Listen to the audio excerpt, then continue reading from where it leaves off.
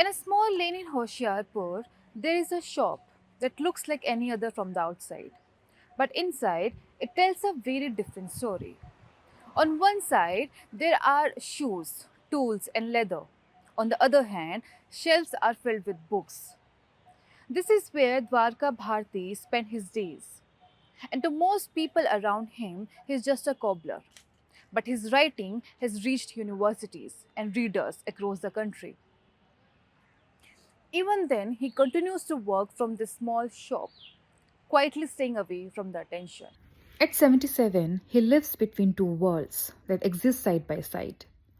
To some, he is a writer and a thinker, but to himself, he is simply an artisan, someone who creates, questions, and challenges the boundaries placed on him. That journey began early, shaped by a deep and relentless love for reading.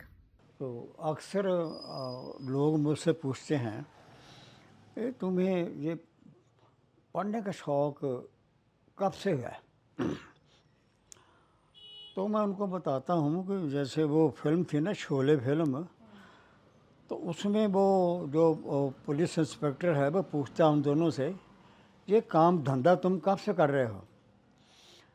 तो वो बोलते हैं, थानेदार साहब, जूँ समझिए जब से होश संभाला है तब से जो काम कर रहे हैं। तो ऐसा ही कुछ मेरा भी हिसाब है। मैंने जब तो एक कुदरती है, मैं ऐसा समझता हूँ, ऐसा नहीं है कि हर एक बच्चे में ऐसा होता है, पर मुझ में था। तो आप हैरान होंगी, मैं 7-8 क्लास तक पहुँचते पहुँचते मैं बड़े बड़े लेखकों के नावल पढ़ने शुरू कर दिए थे। उन दिनों हिंदी में ये प्रेमचंद बहुत मशहूर हुआ करते थे। प्रेमचंद तो एक हिंदी के राइटर, एक दत्त भारती हुआ करते थे, ये कृष्णचंद्र, इनको तो पढ़ते थे। लेकिन जब मैंने मंटो को पढ़ा, मंटो उर्दू के थे लेखक, तो मेरे पढ़ने का ढंग, मेरा टेस्ट बदल गया। उनकी जो कहानियाँ मेरे को आज भी याद है, इनकी कहानी बहुत मशहूर थी, खोल दो खोल दो। तो वो ये कहानी वो बहुत यानी कि आदमी के भीतर ना एक ज्वार भाटा पैदा करते हैं। तो ऐसे जो साहित्यिक यात्रा मेरी आगे बढ़ती बढ़ती, तो अब 9वीं क्लास में चल गया, 10वीं में आ गया। Over the years, his journey took him far beyond this small town, from working different jobs to even witnessing life in a war torn country. But through it all, one thing remained constant: his refusal to let caste define his identity. Writing became his way of questioning inequality, while his work as a cobbler remained a conscious choice.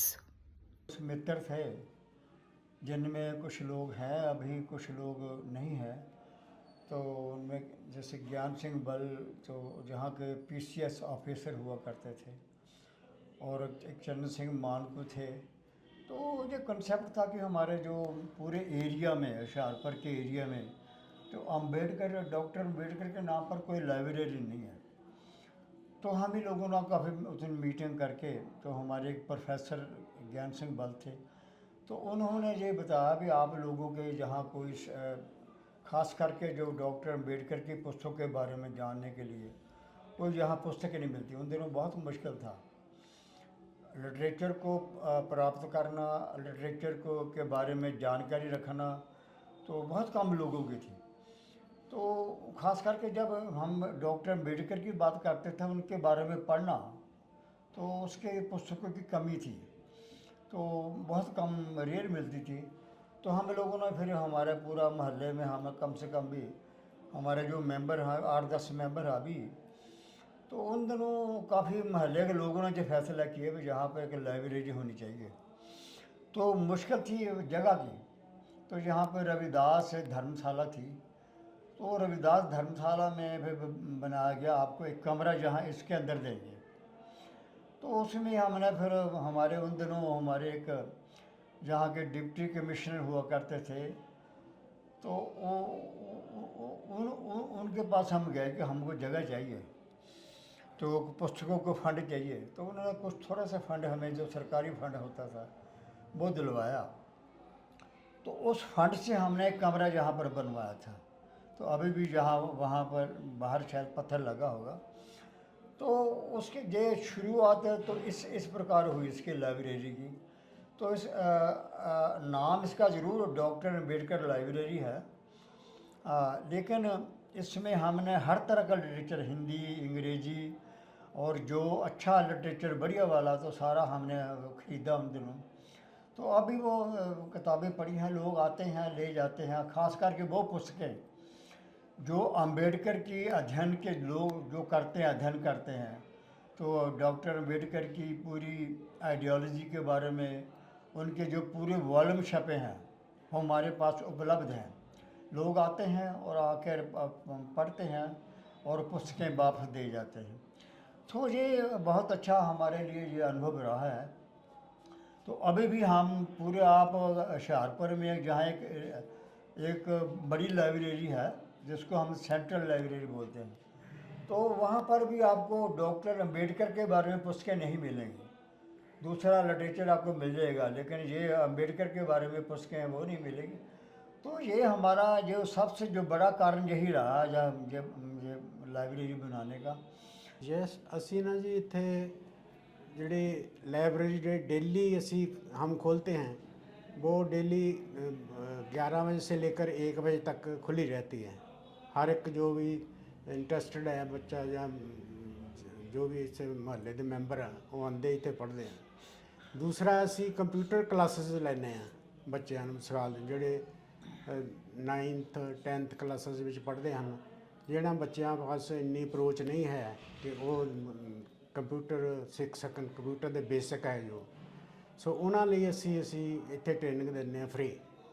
ਔਰ ਇੱਥੇ ਬੱਚੇ ਕਾਫੀ ਤਾਦਾਦ ਵਿੱਚ ਆਉਂਦੇ ਆ, ਔਰ ਰੋਜ਼ ਮਤਲਬ ਅਸੀਂ ਐਤਵਾਰ ਨੂੰ, ਓਨਲੀ ਸੰਡੇ ਐਤਵਾਰ ਨੂੰ ਅਸੀਂ अपने 10 to 11 AM क्लास ही लेने हैं।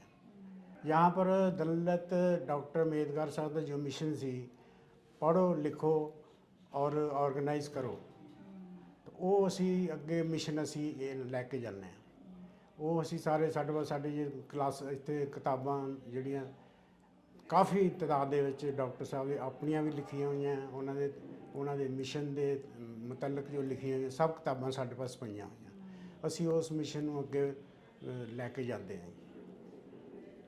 What began as a small community effort has now become a space for learning and access, something that was once out of reach for many. Similarly, Bharti's own writing has traveled far beyond his shop. His work is now a part of academic discussion and classrooms.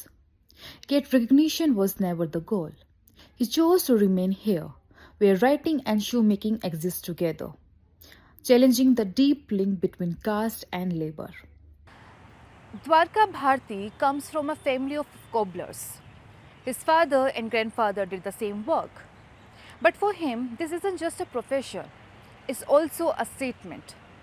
In a society where work is often linked to caste, he continues the same craft on his own terms. He's also made a conscious decision to drop his caste surname Bharti, making his identity less defined by the background. And even today, many people who come to his shop don't know that he's a writer whose work is studied and discussed across universities. तो ये आपने वो दलित साहित्य के बारे में बात की है, तो ये आज से 15 साल पहले की अगर मैं बात करूं,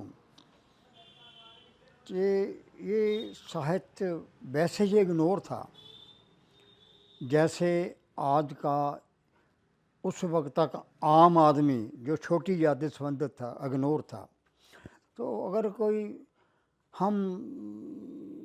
अगर अपने बारे में कोई समस्या लिखता है, कोई कविता लिखता है, या कोई और किसी विधा में अगर अपनी कोई मुश्किलें लिखता है, तो उस पर ज़्यादा काम नहीं होता था।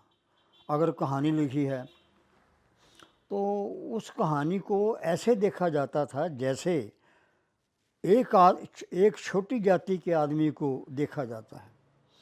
तो अक्सर ये सवाल हमसे उठाया जाता था कि दलित साहित्य क्या होता है। साहित्य तो साहित्य होता है, लेकिन हमारा ऐसा मानना था अगर साहित्य साहित्य जो है वो धर्म वालों के लिए धार्मिक साहित्य अलग है, और जो समाजवादी हैं, समाज के बारे में बात करते हैं, उनका साहित्य समाजवादी साहित्य हो सकता है। जो मार्क्स के पैरोकार हैं, मार्क्स को मानते हैं, उसके बारे में लिखते हैं, वो मार्क्सवादी साहित्य हो सकता है।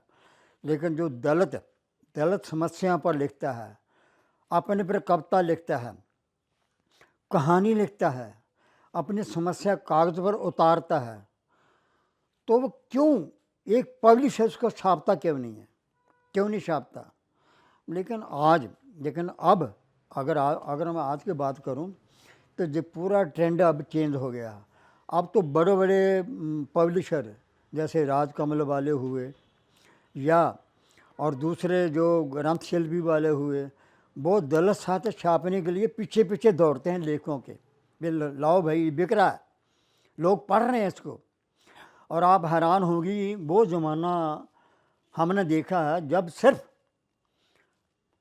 मार्क्सवादी साहित्य ही बिका करता था।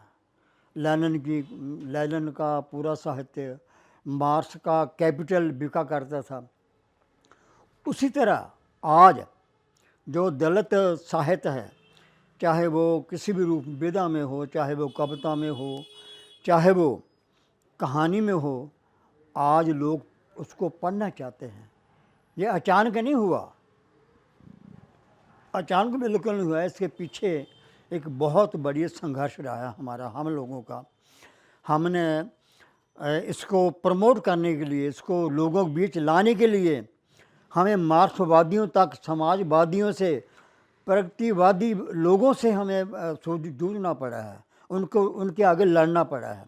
तभी जाकर जो हमारा साहित्य जो है वो दलित साहित्य जो है जो आगे लोगों में आया है। सम्मान पर कोई अटैक करता है तो उस पर हमारी कविता जो बाहर निकलेगी वो पूरे समाज पर अटैक करती है। अब जैसे मेरी कविता ये है, आज का एकलव्य, अगर मैं उसके बारे में बताऊं तो ये उसी पर आधारित है।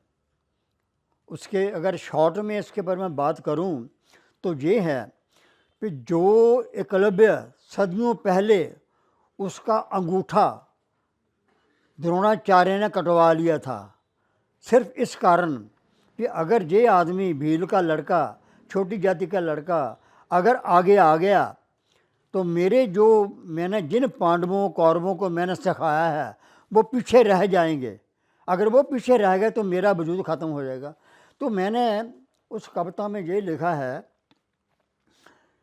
कि ऐ द्रोणाचार्य, अगर तुम आज मुझसे मेरा अंगूठा मांगोगे, मैं नहीं दूंगा, मैं नहीं दूंगा अपना अंगूठा। मैं अंगूठा दूंगा नहीं, मैं आपको अंगूठा दिखाऊंगा, दूंगा नहीं दिखाऊंगा। तुम्हारी चालाकियों को, तुम्हारी बेईमानियों को, तुम्हारी धूर्तता को अंगूठा दिखा कर आगे निकल जाऊंगा। ये है कविता का, यानी कि पूरा मानववाद, पूरा समाजवाद इसमें समाया हुआ इस कविता में। His ideas come from lived experiences. Moments of discrimination and humiliation stayed with him, but instead of holding him back, they shaped his thinking and writing. Over time, books didn't just influence his politics, they also changed how he saw society, relationships, and equality. Today, he continues to write and reflect, not for recognition, but to keep questioning the world around him.